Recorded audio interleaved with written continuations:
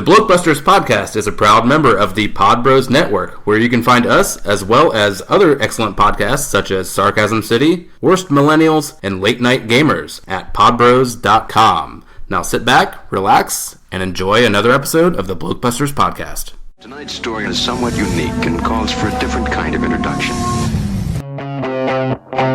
Who's gone off? Today we are canceling the apocalypse! Excellent! Houston, we have a problem. Have you tried turning it off and on again? Get away from her, you bitch! And like that, he's gone. Welcome to episode 95 of the Blokebusters podcast. I'm Paul. And I'm Brian. And today we're going to be talking about Gerald's game. And I'm going to get as much of this out of the way as quickly as I possibly can so we can move on to our guest. Follow us on Twitter at Blokebusters, Facebook.com/Blokebusters. You can email us blokebusterpodcast@gmail.com or on Instagram at Blokebusters, and we have a website, blokebusters.webs.com, and there we go. Oh, wow, I think you might have been close to cracking 5 seconds on that one. I think so. That might be your personal best, Paul. But, yeah, you should feel very proud of yourself on that one. I do. I just feel bad. If someone listens to these at 1.5 speed, that would have been really something else. So, yeah. All right. You know, I'm not sure I want to listen to this at 1.5 speed. I feel like it would get very, very weird very quickly. Alright. I agree. Good. So, yes, we are reviewing Gerald's game, and the reason we are reviewing Gerald's game is because we have a guest, and they are the one that picked it. I want that to be very clear right now. Why is that? Why are you starting off with that disclaimer? Well, I think it'll become obvious as we get into the subject matter. Okay, well, I mean, Cult of Chucky, it is not. So it is take it that way you will. Which, yeah. Yes, I will say it is definitely better than Cult of Chucky was. So, bravo to them for that. So yes, we have ourselves a guest, and it is the very lovely Jessica Cameron, who is a director, actress, and former fashion designer. So thank you very much for finding time to come on. Oh, thank you so very much for having me. It's an honor to be here. Oh, happy to have you, absolutely. So, for people that don't know much or anything about you, why don't you say who you are and what life is like for you on a day-to-day basis? Well, it's pretty hectic. I am an actress and a filmmaker currently, so I make films and I act in them. My first film, Truth or Dare, as a director, was released earlier this year through Invincible Entertainment, and you can pick that up on Amazon. And Mania, my second film, was just picked up. I can't really release the details, but you can look for that hitting all the store shelves in every English-speaking country in the first quarter of next year. As an actress, I've been very busy. Song of Solomon, which is a film that I play the lead, is currently making festival rounds. It just opened to a wonderful crowd at Sitges in Spain and is on to Texas and a bunch of other festivals lined up. So you can definitely pay attention to everything on social media to keep an eye out for that one. Red Eye just signed distribution, which is another movie I have a role in, so look for that. And then I'm in prep on the next film that I'll direct called Besties. You are very busy, yes. Congratulations, that's awesome. Thank you. Yeah, I like to stay busy. It's a good thing.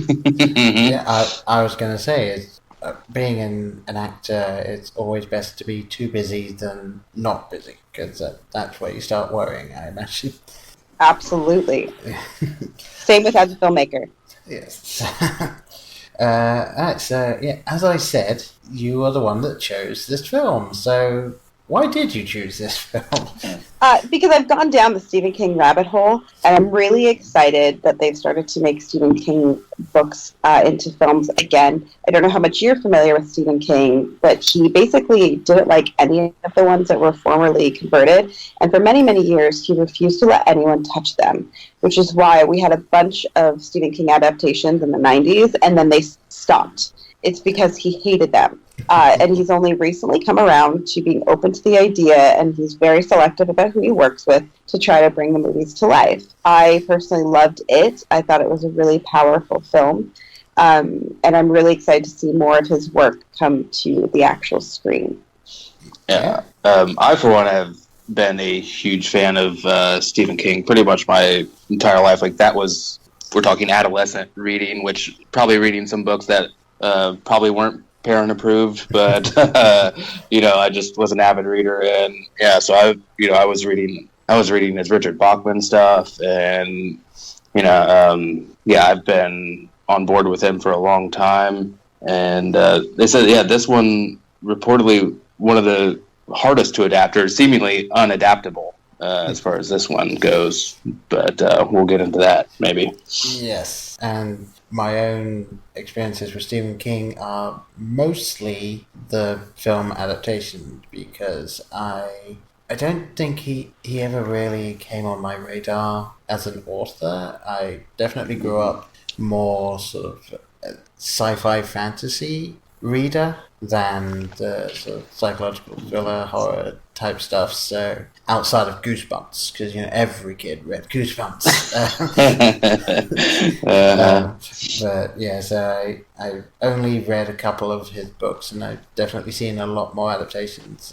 So I've enjoyed the adaptations that I've seen, and I have not seen the one film that he directed because he was fed up of everyone else's adaptation. Oh, that is a fun watch. Overdrive, yes. You can tell the cocaine was flowing on that set.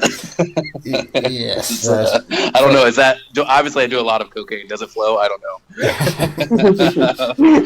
But that movie is fucking bonkers. I have. The only thing I've heard about the film, other than the very basic premise, is that Stephen King cannot remember directing it. So, yeah. That sounds about right. Mm-hmm. So I do know I want to see it at some point. I just don't know when that would be.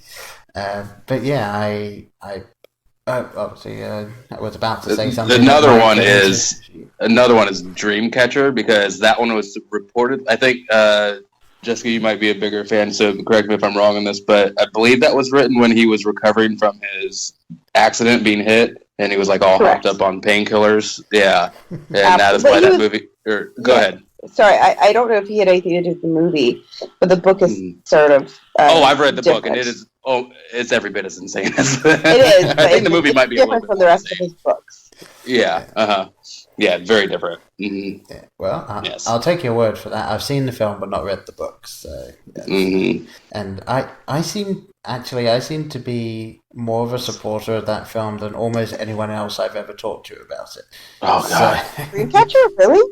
Yeah, I actually enjoyed it. That movie. I'm sorry, I think it's garbage. Yeah, I have to say I think it's highly flawed, borderline unwatchable in some areas. Now, with two of like the best screenwriters in freaking like film history too. If I get who was it? William Goldman and Lawrence Kasdan. Like, come on. Yeah, it was one of the first movies I saw as a child that I remember thinking, this is just not good. No. Well, that's the thing. That's kind of what you get with Stephen King adaptations, because they're either gonna work or they aren't. There's not a lot of middle ground there. I readily admit that there are many things about that film that just aren't good, but I still enjoyed it. I don't know if it's just because of the age I was at when I first saw it or something, but I happened to enjoy watching it that time. So maybe I think the nostalgia's there for me. That helps or didn't. Probably Morgan Freeman's worst movie, I would say. Yeah. I agree. Yeah. And that says a lot. Morgan Freeman, go through phases where he's just in everything. Yeah. Oh yeah, he's at that point where he cannot say no to a script. So it's pretty impressive. But shall we get to the film at hand? I feel like we should. Yes. Absolutely. So yes, Gerald's Game, directed by Mike Flanagan. Now, before I go any further, did anyone familiar with Mike Flanagan? I am. I'm a huge fan of his work. He comes from the indie genre scene. He's obviously no longer doing indies. He did the first movie I ever saw of his was Absentia, that I thought saw at Shriekfest in 2011. It's a really good independent little thriller. And then I have obviously also seen Oculus and Ouija 2, as well as Hush, and I thought that they were all really, really great in their own ways. Mm-hmm. Yes, Oculus. I thoroughly enjoyed Oculus when I watched that. That was a fantastic film, and did did something that I kind of seen before, but in a new way. I thought so. It was that was a lot of fun to see. Yeah, and I wasn't really familiar with him. Like I previous to Gerald's game, the only thing I had seen was Hush, and we won't go too far. That didn't. I mean, I liked a lot of that, but it didn't work for me in the same way that it worked for a lot of people. I really appreciated what was trying to happen with that movie, but it just didn't click for me. So I'm not gonna make any excuses for that or whatever. But obviously, I thought it looked fantastic, and there was a lot to appreciate there. And I would imagine it kind of makes me interested in more of his work because I have not seen Oculus, and that's partly Paul and our listeners are very familiar. I'm not a huge horror genre fan, just because I think it's such a difficult thing to do well, unless you're embracing the camp, which is also great. But to have a legitimate, awesome horror film, I think is very difficult. But yeah, that's probably why I haven't gotten around to those. Well, good news then. He's also going to be doing a TV adaptation of The Haunting of Hill House for Netflix. Oh, there we go. Yeah, so that will be coming out hopefully beginning of next year, it seems. So. I will guarantee you I will watch that before I watch Michael Bay's adaptation of Dora. So I will. Isn't that what's happening? Well, I feel like that's not exactly high praise. Yes. I said I guarantee. So I guarantee I'll watch everything that exists before I watch that. Yeah. Yes, exactly. There you go. And Paul knows I need to get into Michael Bay Slam about once every 2 or 3 episodes. So yes, you. I feel like just Michael Bay slams himself by being himself. That is also true. Yeah, he doesn't need any help there. No. Good news for the Haunting of Hill House series. It actually has Carla Gugino and Kate Siegel in it as well, and Henry Thomas. They're all going to be in it, so we're going to see them again. So, and I apologize if I butchered any of those names, which I'm sure I did, but I didn't actually think to look up how to pronounce Carla Gugino's last name. So hopefully I got it right again. I think she's like one of those actresses too that you might not know her name, but when you see her, you'll recognize her. Yeah, she's been in so many things, which I always like to point out. Yeah. Some people are like, "Oh, I don't know them." I was like, "No, you do know them. You just don't realize you know her, but you know her." Yeah, Yes. and you'll drive yourself crazy trying to think of that thing you saw her in. Or just check IMDb and it'll tell you all the answers. Exactly, yeah. Mm-hmm. Yeah, and I didn't realize until I was looking at it. I was like, "Oh, she was in Watchmen," and I was like, "Of course she was." Like, yeah, and so it was very, very weird to look back and go, "Oh, that was her." But yes, so Carla, as I'm just going to go from now on, plays Jesse Burlingham. Or Berlin Game, as it's written, but I'm fairly certain it's Burlingham, who is the main character, I would say, of this film. And Gerald was played by Bruce Greenwood, who is, for me, is another one of those actors that's like, I've seen you in something before, haven't I? And come on. I mean, Pike from Star Trek is, Yes, I mean, that was... I mean, obviously he has lots of roles before then, but yeah. Yes, I mean, that was... That's what people might know him from most recently. Yeah, it was something where I was like, I've seen you in something, and then as the film kept going, I was like, oh yeah, he was in this. Oh yeah, he was in this. So there's that. I'm lost with this name. Karel Strucken? Whatever, as Moonlight Man. Henry Thomas as Tom Mahout. Damn this film. All these names and I don't know how to pronounce Well, let's just stop there. And Yeah, I feel like that's the principal cast, right? Yeah, we got it. There's not a whole lot of cast to go through. We don't need to read that were in this for 2 seconds. Yeah, that was basically it. And then I'm sure we'll mention the other person that will pop up a little later. Okay, so... Yeah. Where do we start with this one? I don't know. Overall thoughts. I'm really interested to hear what our guest thought of this. I mean, well, had you read the source? Had you read the book? I have. I actually grew up reading Stephen King's novels. I wasn't allowed to watch movies as a child at my house, so I'd obviously go watch them when we had, sleepovers and stuff at my friend's house. But I was allowed to read anything, so I started reading all of his books. Gerald's Game has been one that's always fascinated me because by everyone's account and every expert telling that I've ever heard, and all filmmakers I've spoken to, they've all said it was an unfilmable book. So if you're not familiar with the concept of the story, it's about a couple that go away on the vacation, and they get, basically, they start to revive their relationship, and catastrophe strikes, leaving the female tied to the bed for the duration of the film. So not unlike a Buried or any of those other movies that have kind of this very limited space to actually have the story unfold in and make it an interesting 90-minute narrative. So I was always fascinated because the book's really, really powerful. It's really engaging, and it doesn't read like the book would be, or that the film would be unwatchable or difficult to make. But by every account, and nobody wanted to touch it forever. So when I heard that one of my favorite genre directors was going to take a chance at it, I was really excited. So I also obviously loved our female lead. I think she's fantastic. I've seen her in a lot of things, and I always think she's really strong. One of those actresses that I hate myself for not knowing her name, because every time I see her in something, I think she does such a great job. And she's one of those women that you see over and over and over again, like you mentioned. So for me, I really love this film. I mean, obviously I could tell that you did not.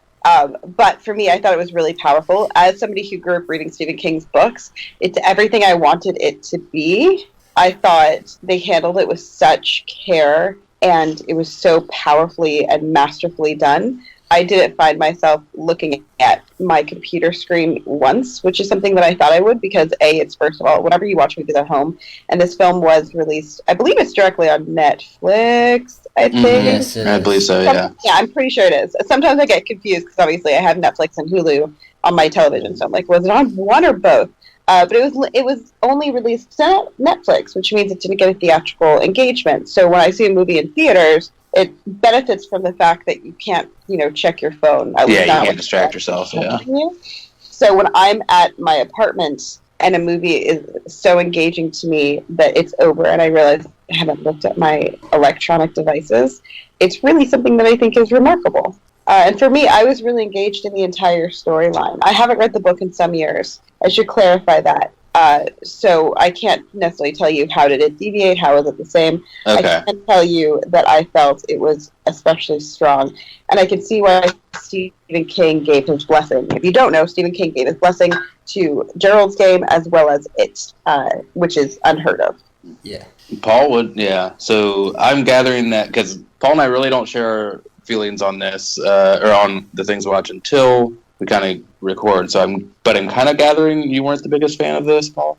I actually don't know why I'm giving off that vibe, because okay, I don't know. Okay, sorry if I film. mistook. Yeah, No, the only reason that I was saying that it was not us that chose this was simply because of the subject matter of the film, and I felt that it would be a good thing just to point out that it was the guests that decided that this film would be a good choice, and I'm so glad you did, because I would not have watched this otherwise. I sort of saw it popping up on Netflix, and I was like, oh, well, that's kind of interesting, but I didn't know the book, having not read it growing up or anything, and I was thinking, well, maybe I'll see it at some point, which is what happens to almost everything that's on Netflix at this point in my life. But I watched this, and general thoughts were it was occasionally uncomfortable to watch, which is not something that I generally say, as Brian can attest to. Mm-hmm. But yes, a very different story. I sort of got flashes of Misery, just in the basic tied to a bed for most of the storyline. Yeah. Obviously, very different plot point and stuff like that, and a lot of introspective stuff, which I do want to get into how they went about her talking to herself in the film, because I thought that was very well done. But yeah, I think that this film is a very good film that should be seen by a lot of people, just because of the conversations I think will come out of it, and maybe the conversations that need to happen, which are not generally occurring. But Brian, what did you think then? So I'm kind of in two camps on this. On one side, I recognize that this is a really well-made film. Like, there's no denying that this is a great looking film. It's a great acted film. Most of everything in here works for me. And there are a couple of things that did not, which we might get into later. On the other hand, it's and I know this might sound like a kind of BS criticism, but it is so uncomfortable and kind of jarring for me to watch. And I know people screaming at me like, "That's the point." Yeah, I know that's the point. So yeah, I get that. Yes, I understand that. I'm not that stupid that I don't get that. But irregardless, it still doesn't change the fact that I was just and that's just not something. If I'm watching fiction, I guess I want most often, at least these days, I'm tending towards fair weather fiction, which we get enough uncomfortability in our everyday lives, and especially given this subject matter as well. But from that aspect, I mean, it's kind of what I'm getting at. Is I don't think this is one I would watch again. I'm happy I watched it. I'm happy I sat through this, and because it is by and large a very good film.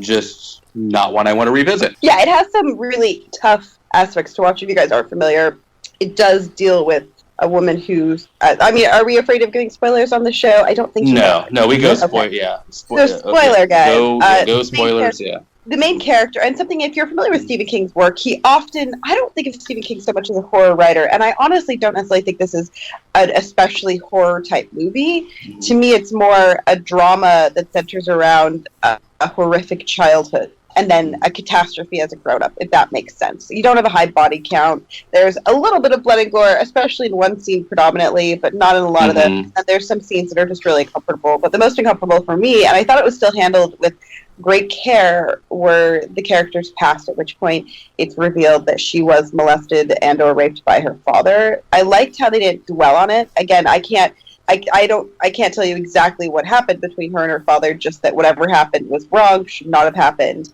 and definitely affected the lead's character throughout her entire life to where she is now. So I really liked that. I thought they tread that line really carefully as a filmmaker. I think it's especially difficult to walk that line. How much do you show so the audience can feel affected and they can, fully understand that she went through this horrific event without doing too much. And I thought that they showed just enough to sort of hit all those notes. And I thought the actors were phenomenal in even the young Jessie, Chiara Aurelia, if I'm saying that correctly, she was amazing with some very heavy material.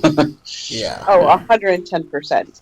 And I do think that just that aspect of the story, I think it's going to make it a difficult watch for some, and also unlikely to rewatch, because it's not, especially in 2017, where it's not uncommon to see these aspects in real life in the news. Mm-hmm. It's not a pleasant experience, if that makes sense. Yeah, I mean, I can definitely see this being very triggering for a lot of people if you aren't ready for what happens in this film. So. Yeah, and I don't know if either of you have seen this, but Netflix on Twitter have changed their bio, and it now reads, "Not liable for any emotional trauma you may suffer as a result of watching Gerald's Game." Oh, no, I really? have not. Yeah. Wow. And if you actually look at the hashtag Gerald's Game, it is just person after person just being like, okay, never watching that again, like never using handcuffs. Like people saying, I came so close to puking. Like, it's just, I mean, handcuffs. Yeah, just keep them fuzzy, people. That's all. That's just yeah. Yes. I love that because I could definitely see how, for me, I could see how this could happen in real life. That's the other thing I really liked about it. Yes, it was very believable. I could see how somebody could make these mistakes. It feels like something that could happen. You go out to a really beautiful home in the middle of nowhere with nobody around for rest and relaxation. You think it's going to be fun to try handcuffs to your antique wooden bed that's, made of solid wood. And then, unfortunately, catastrophe strikes and you're now tied to the bed. Yeah. Very believable premise. And yeah. I'm just thinking back on that opening, essentially that opening scene, and what a fucking asshole Bruce Greenwood is. His character is. Right? He really is, isn't he? Yeah, just Yeah, that whole line, like, what if I won't? What if I won't stop? Like, that is your damn wife. Like, what in the hell? Like, yeah. I really bought them as a couple too. Something that I'm a hard sell on, I would say, is couples on film. Maybe it's because I'm an actor. But I really feel like you could tell when there's no connection there and they're just saying lines. And I really believed that both of these characters and these actors were in this, situation where they were together for enough time that they were kind of falling out of love, or arguably never in that love to begin with, and desperate to kind of rekindle that.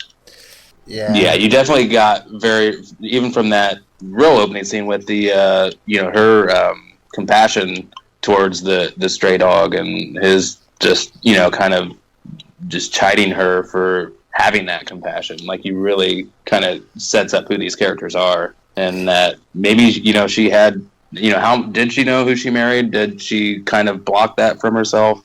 Yeah. Yeah, that was one of the most interesting things for me about the film in general, was when it ended up just questioning, like, how much do you really know another person? Because how much did she really know him? If this is what he'd been thinking of. How much did he really know her? Because she kept so much away from him, because she kept it away from herself for the most part. Like, she just didn't think about it. So, like, all of these things that influence who you are, and you just never actually end up sharing it. So, although the only thing I will say, and I don't know if it'll make me come off as a bit of an arsehole myself, but like, the Kobe beef is genuinely expensive, so I can sort of understand the slight. You're like, give him some bologna. Like, but I'm sure he doesn't have any bologna in the fridge. So Also, it's not like she knew that. She clearly was never. You know what I mean? No, it's not previously mentioned. Yeah, Yeah. That's it. I get both sides. It's unfortunate timing. Yes. I do think also something that I think has not been hit in a lot of the reviews for this film that I've seen that I really liked. This is a couple that is, of course, exceptionally good looking and in shape. That clearly it's a movie. However, they're older than the couples that I usually see on television and in film, and I really like that. I thought it added such a believability to it. Yeah, like, you get the feeling like this. Oh, sorry. Go ahead. Yeah. Sorry. Too often I see, like, 20-somethings constantly in movies and such, where they don't have the emotional depth nor history to really have their characters going through the things that they're going through. And I think as an actor, it's more likely than not, and often is, because people tend to be like, okay, we'll age the actors down. The actors have to be like early 20s. And again, this is a story that wouldn't have worked that way. They kind of had to be in this place of sort of broken grown-ups that, were on the other side of 40. And realizing, wait a second, where am I in my life and relationship? Like, what's going on here? And I thought that worked really, really well. Yeah. Now, I know you said it's been some years since you read the book, but do you recall if the ages were similar to what we see on screen? Or I don't recall even Stephen King mentioning an age, in all honesty. Okay. So it could just be in every... in my mind, they were always a bit older, because, again, they were always like this couple that kind of... There was no Viagra in the book, for sure. Keep in mind, it was the time of Viagra. But I did picture them as young, because, again, like, they're a couple that has been, seen better days. Yeah. You know what I mean? So it's like, if you're early to mid-20s, that is your better days for most. So, yeah, and I was kind of getting the impression, like, this could even be like a second marriage for one or both of them. Yo, absolutely. And like, let's get it right this time, and not so much. But it's like, then what do you do? Yeah, exactly. No, I think always it was older, come to think of it, in the book, because, again, he had a heart attack, right? So that is true, yeah. Unless he was... not living a healthy lifestyle, and probably a little older, but So the first note that I actually wrote down when I was watching this was a little after the heart attack. I felt that when Gerald come back, I thought that was very well done, because even if you know the basic premise and you know deep down that he's not alive, it was a really good just false hope for a little bit there.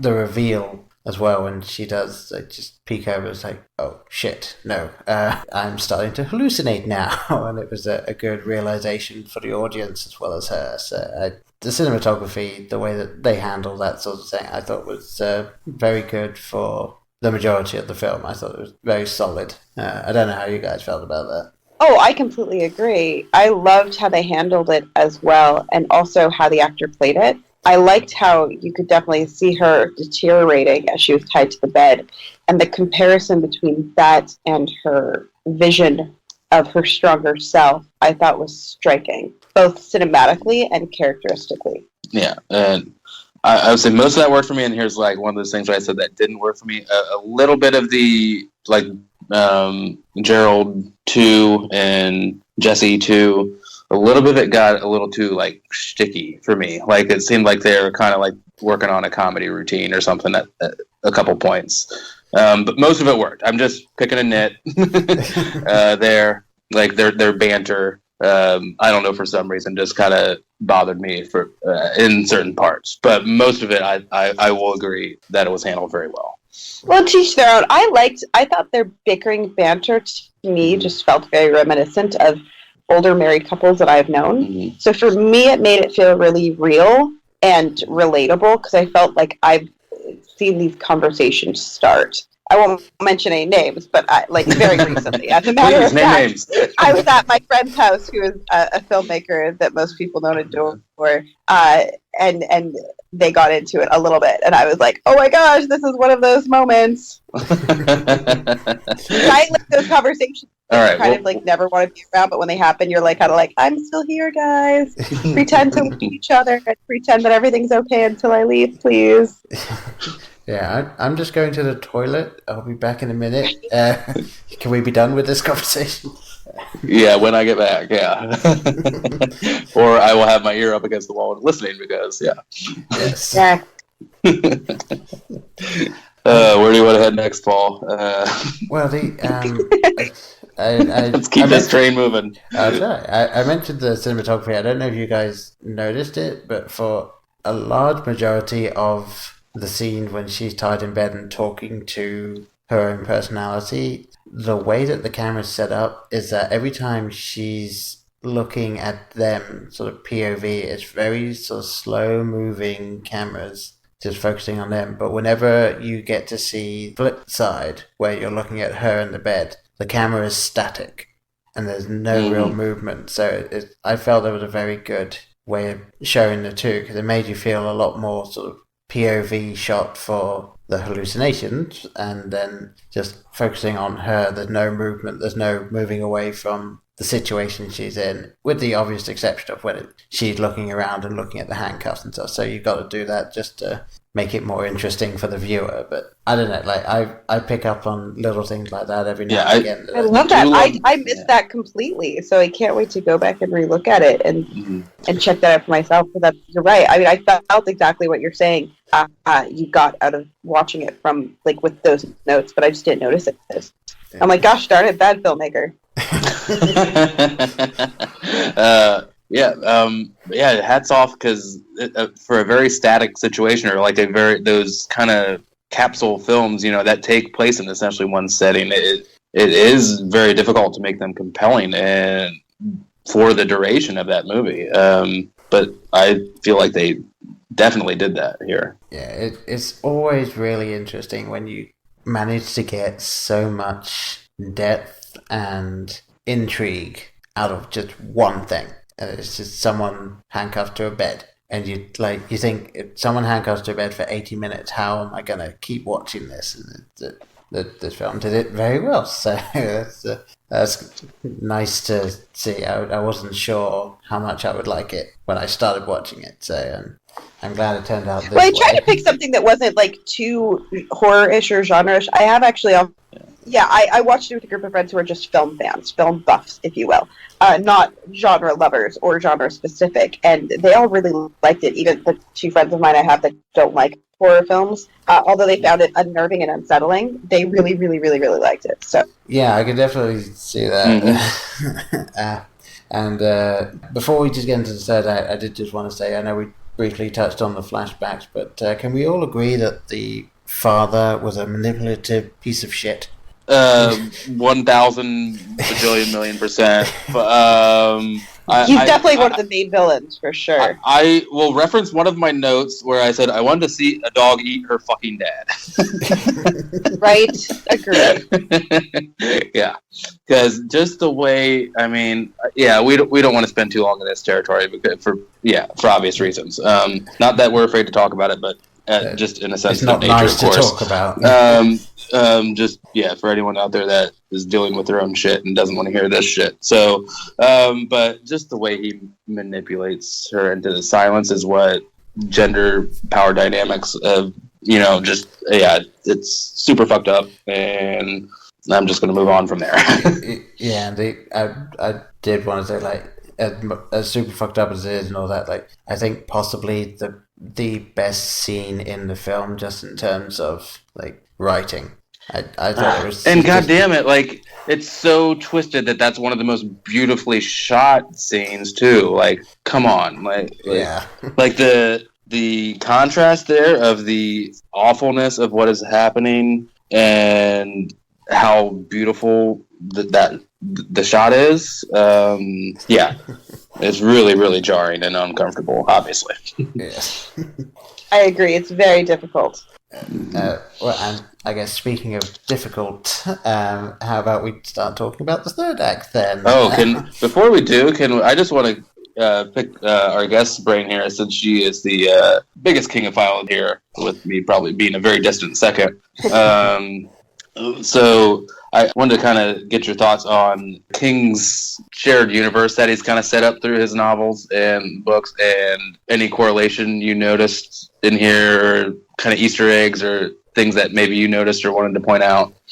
I didn't notice any in this. I know that he's referenced that. When I was growing up reading the books, I didn't really feel like that was a strong thing that I picked up on even in the books, and I've not seen it in any of his recent films.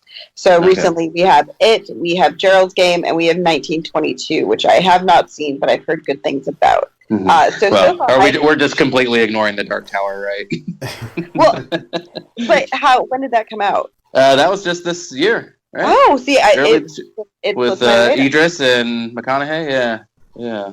No, then I need to go and look at it. I don't recall seeing any press. It flopped. It was an enormous failure, but which was I was kind of expecting that, even though I had hopes for it, because that was one of my favorite series, and then one of my, I was waiting for him to finish that Dark Tower series for years and years. But yeah, that's one of those that's just so tough to adapt. I think a lot of his stuff is. But I did know. Are you familiar with Dolores Claiborne? I am. I really. So apparently this happened. She's on the other side of this lake during that eclipse. When she is murdering her husband.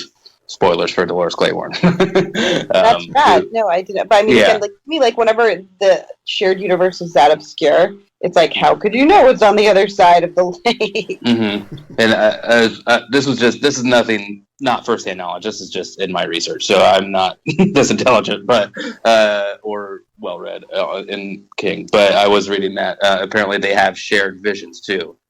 She has a vision of being in a well and seeing Dolores Claiborne, and then Dolores has a very similar vision of seeing this girl that she doesn't know.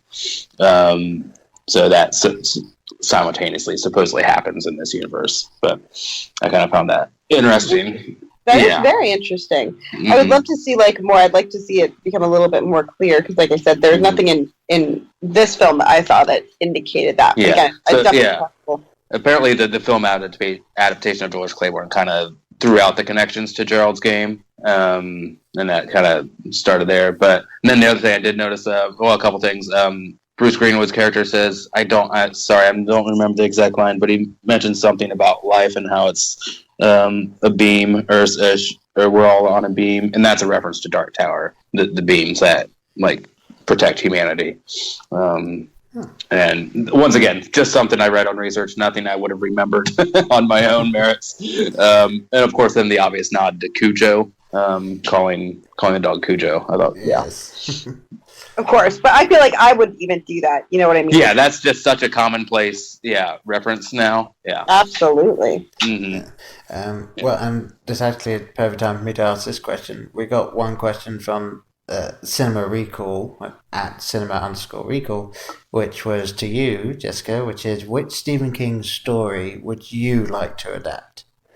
That is a hard one. I can give you time to think about it while we talk about the... You know what? I actually know I have the answer, even though I love the one that's already made. So I'm not saying this movie or this book because I feel like the first movie is anything other than great as it is. I would love to do a new version of The Shining. And I would actually make it different than both the past book as well as the movie. I would love to do The Shining in loose concept, but with a really strong female lead. Because I feel like if she had been stronger, it would completely flip the narrative on its head. In the book, she's not as weak as she is in the movie, in my opinion, but she's still, like, you know, a very common 1970s housewife. I would love to see it take place in 2017 with more of a 50-50 relationship and see how that changed the story. I absolutely love that idea. Yeah. Mm-hmm. Not that anything, like I said, I still think The Shining should stay as iconic and wonderful as I really like this movie as it is. It's one of my favorite films. So I'm not saying this to be like, we need a new one. We don't need one. But if you had to say to me, make a new Stephen King movie, that's what I would want to do. I find it very hard to go back and watch The Shining. I mean, as great as it is, just to know how tortured Shelley Duvall was on that set. That is, yes. It's very troubling for me to enjoy those scenes. But yeah, to have a stronger female lead that Kubrick isn't tormenting, that'd be great. Well, what if you go the whole way with that and just flip the gender roles? So the Jack character is the female character, and you got sort of the house husband, as it were, to use. I think that could be really interesting as well. It would be tricky, I think, for casting purposes. So I'd still want to keep the Jack as physically menacing, and just men have a stronger physicality. Obviously, not each and every one, but for the vast majority, there's a stronger physicality. And I'd still be more curious to see how it would shift the story if the woman was fighting back stronger, more that she was... Absolutely. If she was more of an equal match. Or close to equal. Yeah. Very good. Now you need to do that somehow. You need I'll just figure out all the money. It'll be fine. Yeah. It's an easy thing to fund. Yeah. Totally. All right. So into the third act here. Yes. Does anyone have anything specifically they want to talk about right at the front here? Well, I mean, my notes are pretty succinct here.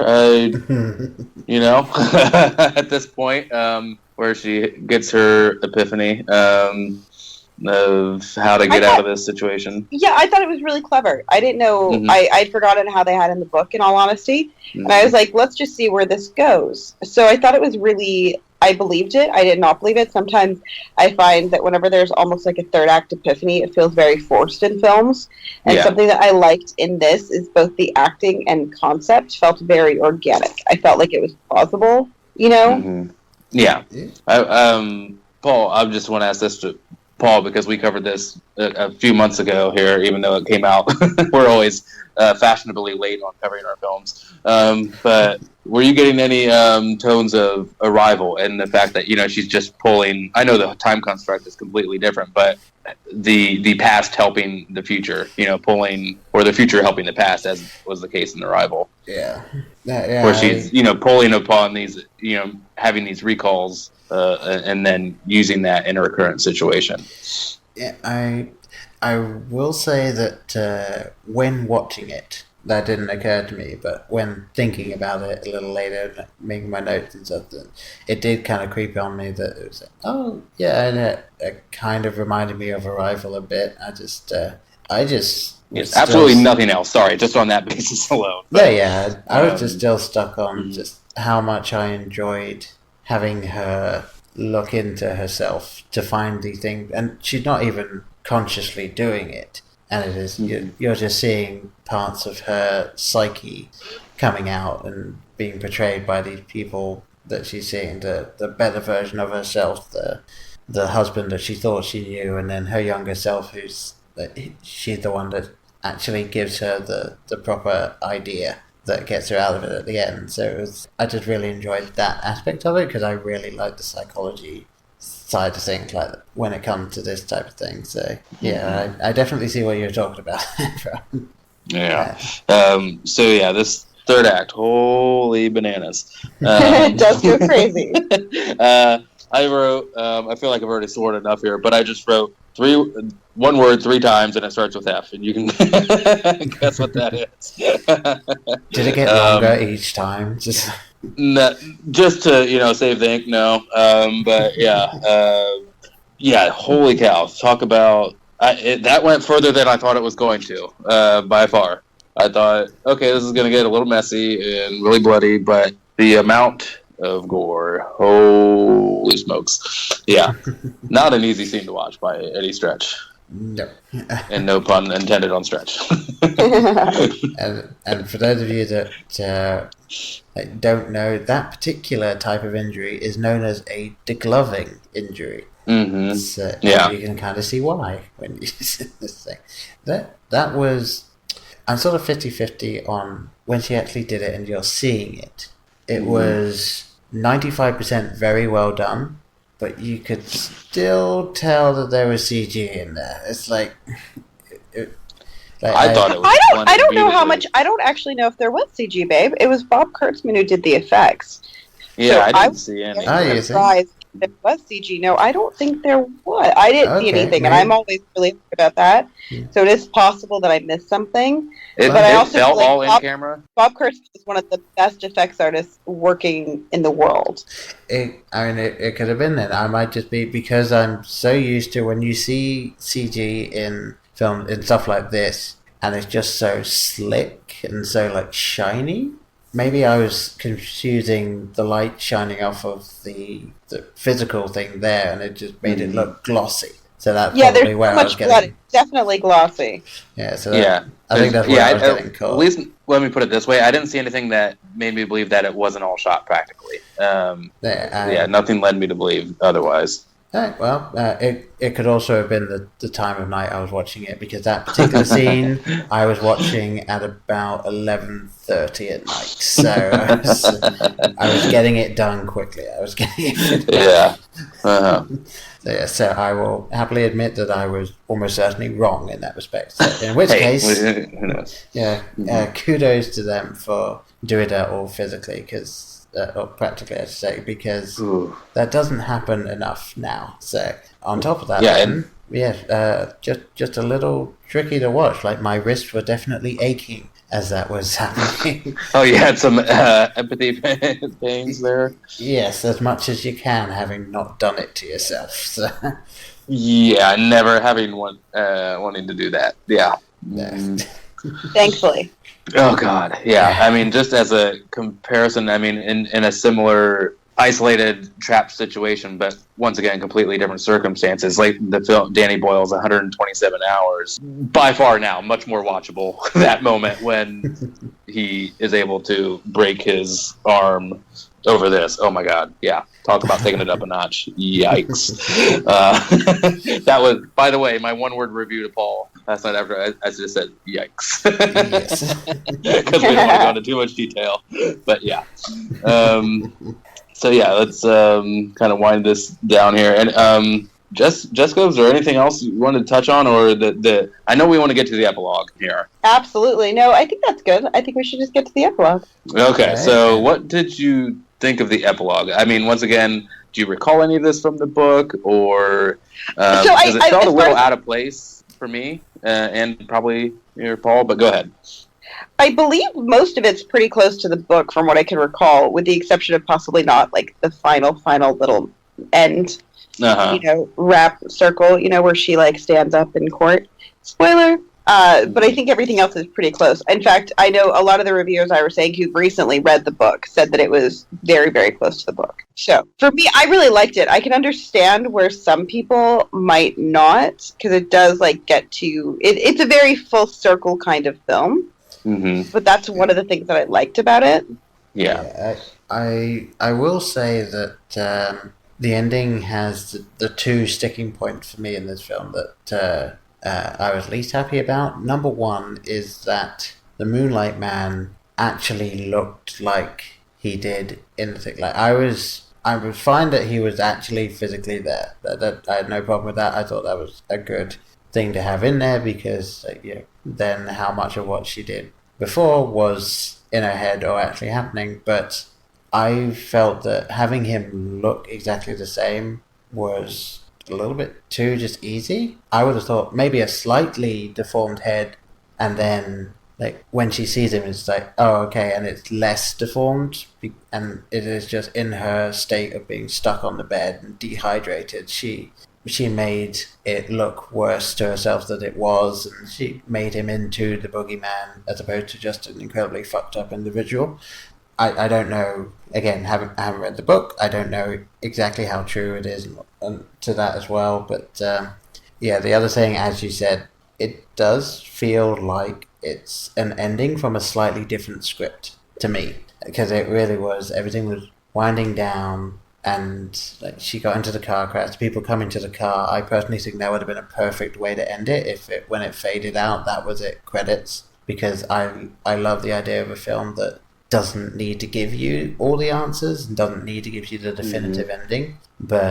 And then it came back to this and it was like, okay, clearly she's better, and then it's like, and now I'm writing this letter to explain absolutely everything that has occurred, and this is what is going on now. It's like, the tone shifted a bit too much for me. Yeah.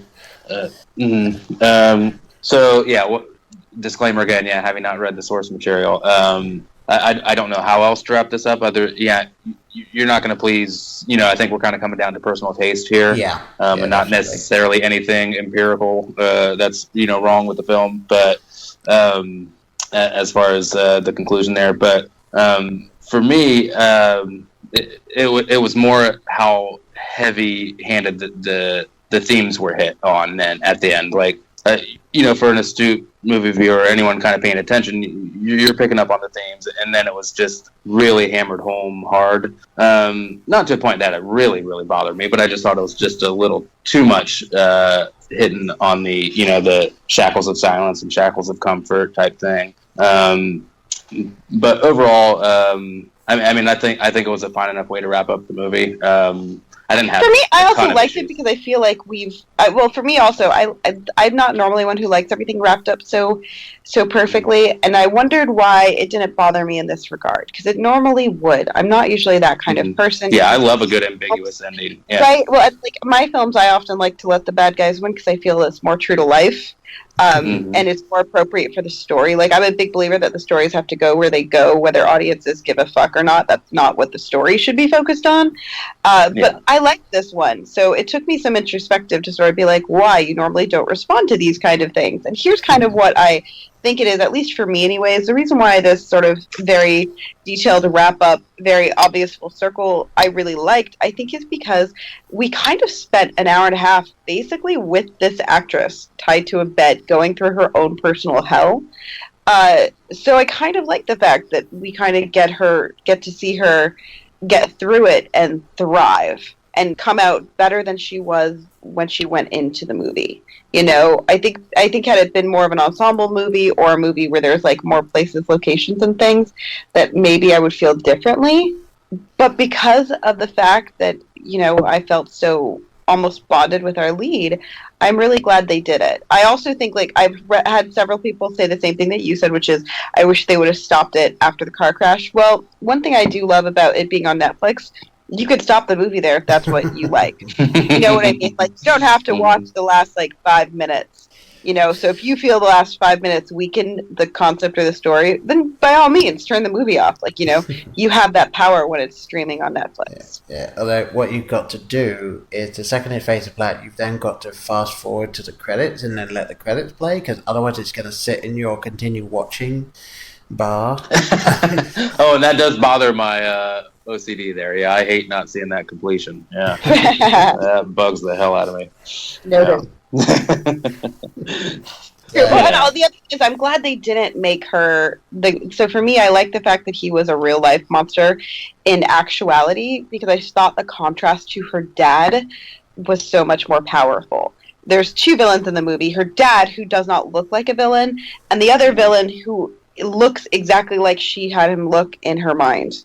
You know what I mean? Yeah. So I like the fact that we showed two very different real-life monsters, one of which we would not notice if he was standing next to us, and the other one that we would notice if he was standing next to us.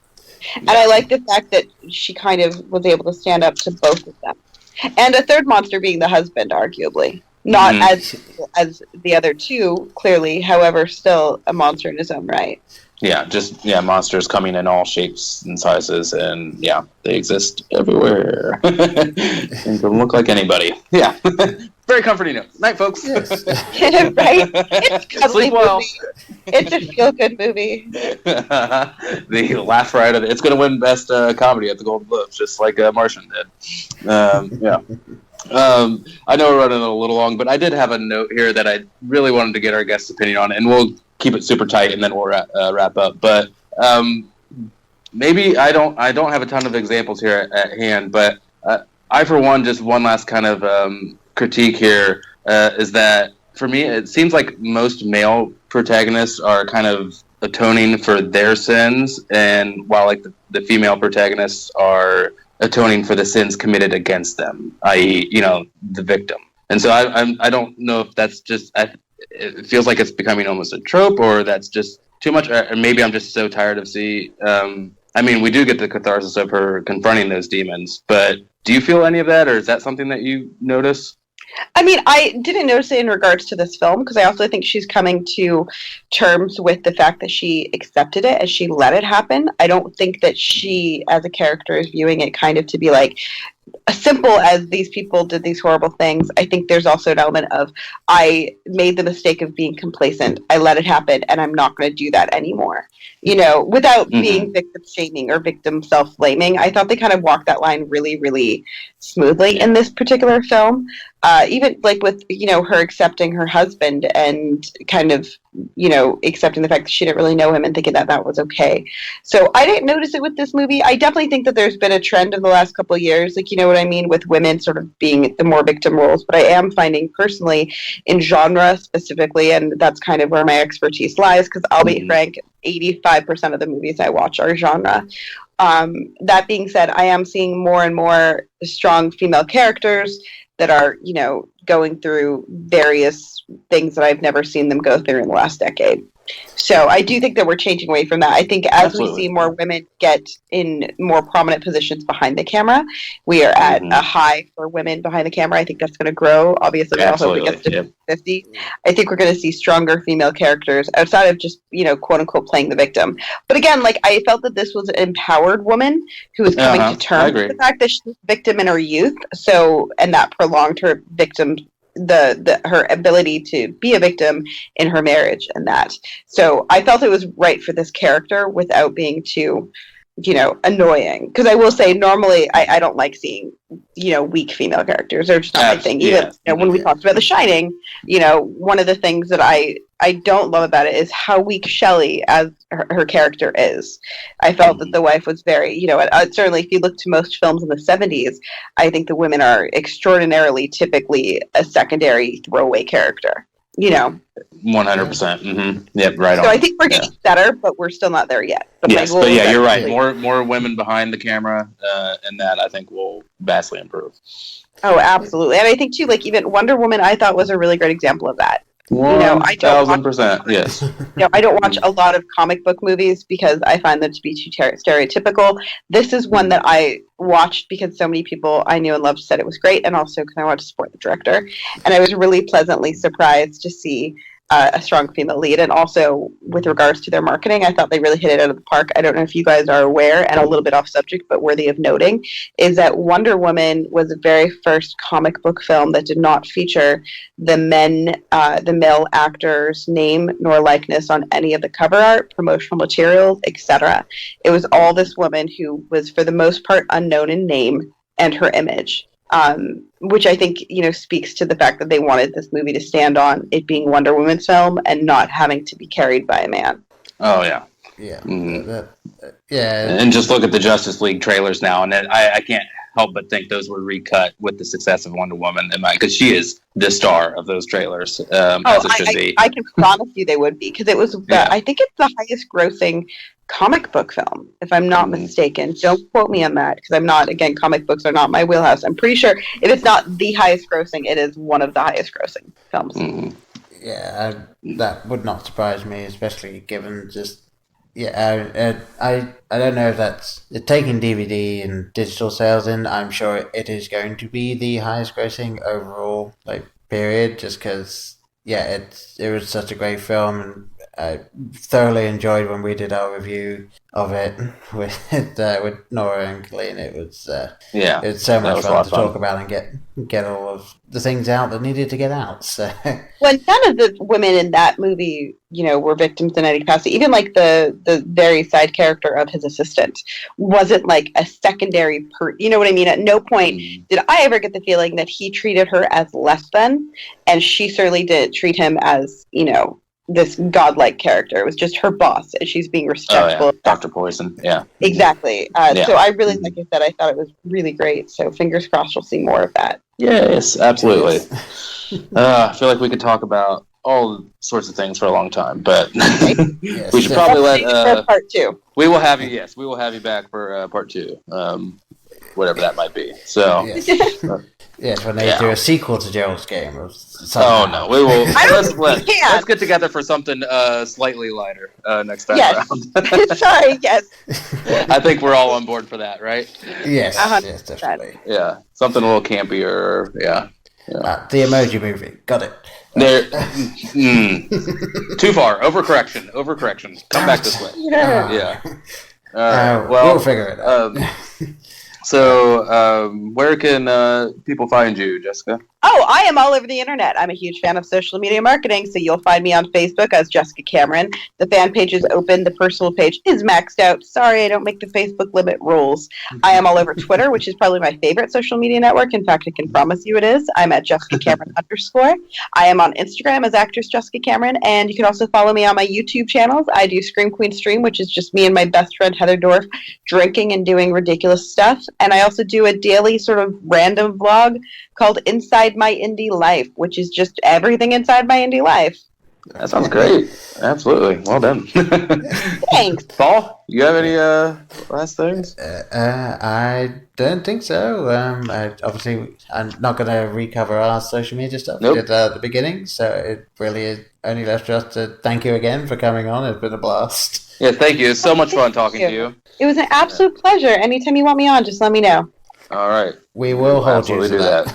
Yes, we're always eager to have good guests, and you are a good one, so I am sure we will have you back. Awesome. Thank you, darling. Right. You're welcome.